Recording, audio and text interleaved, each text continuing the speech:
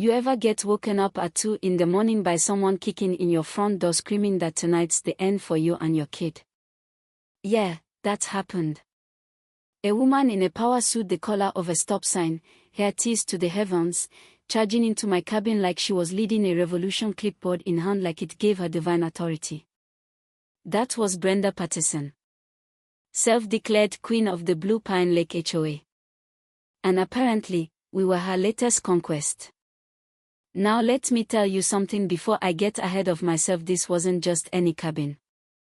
This was the home my late wife Sarah and I spent 15 years saving for. It was our sanctuary. The place where life slowed down and made sense again. The walls still smelled like her vanilla candles, and sometimes when the wind hits just right, I swear I can hear her laugh coming from the kitchen.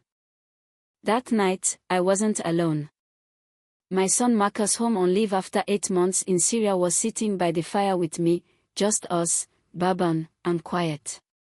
He's a Navy SEAL sniper, cool under pressure, eyes always scanning, even when he's off duty.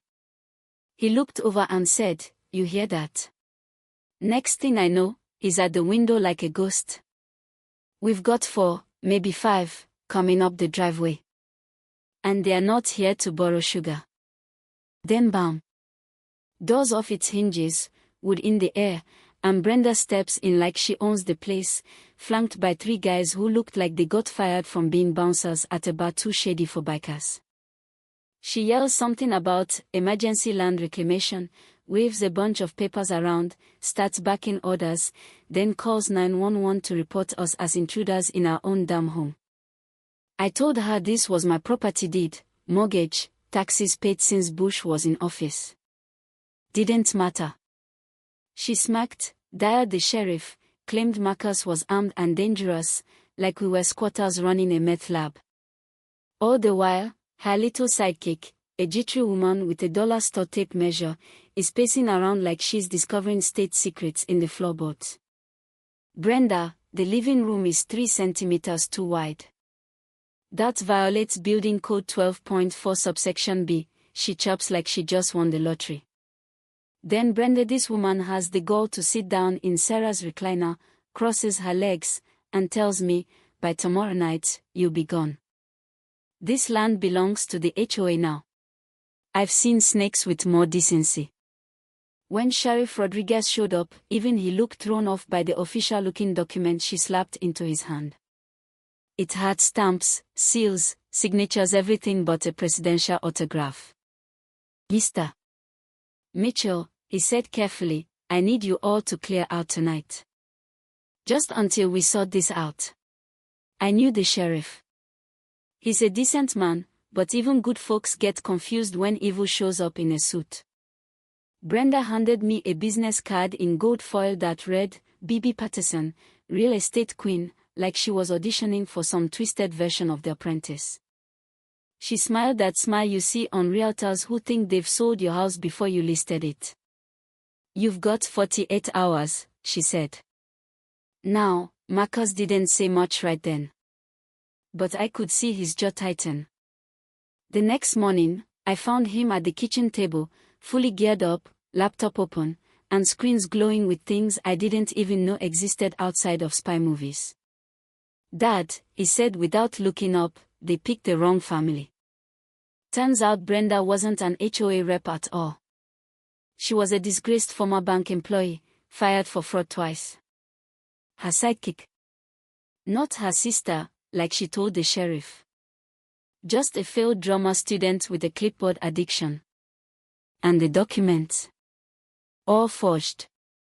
Marcus had the receipts, audio clips, fake property transfers, even GPS data showing them running the same scam in 3 other counties.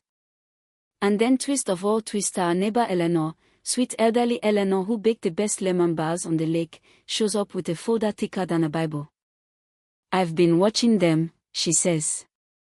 "And I think it's time we take them down." Turns out, Eleanor was a retired FBI agent. 40 years in white-collar crime.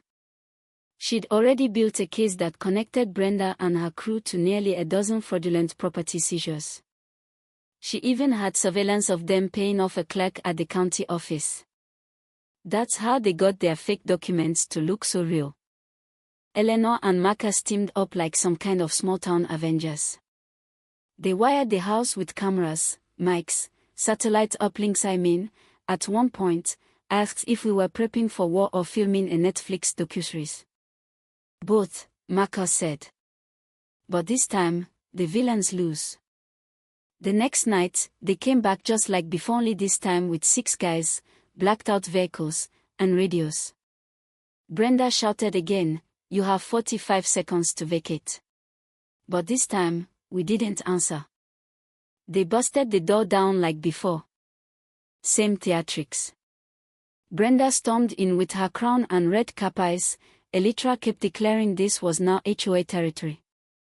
One of our goons grabbed Sarah's rocking chair and I swear something in me cracked. That's when Marcus' voice came down from the loft, cool as ice. "You're all under citizen's arrest." Dead silence. Brenda laughed at first, mocking him until Marcus chambered around. "That was a warning shot," he said, "the next one's not." I've never seen grown men scatter so fast. Trish ran into the screen door and fell off the porch. One guy jumped into a bush and stayed there. Brenda tried to run, tripped on her cape, and face planted in Sarah's rose garden. The sheriffs rode up 2 minutes later, followed by FBI, county investigators, and yes, even the postal inspector. Apparently, mail fraud was part of their scheme too. What came next was poetic. Brenda got 12 years. Trish got 8. 17 arrests in total. The county clerk who sold property records under the table. Fired, charged, and stripped of her pension. Eleanor got a medal from the FBI. And Marcus. He stayed. Helped rebuild what was broken. Set up a retreat here for vets like him. Quiet place, good food, no nonsense.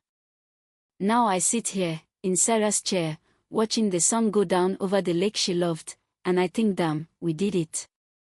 We saved this place. But you know what keeps me up at night? Knowing this wasn't an isolated case.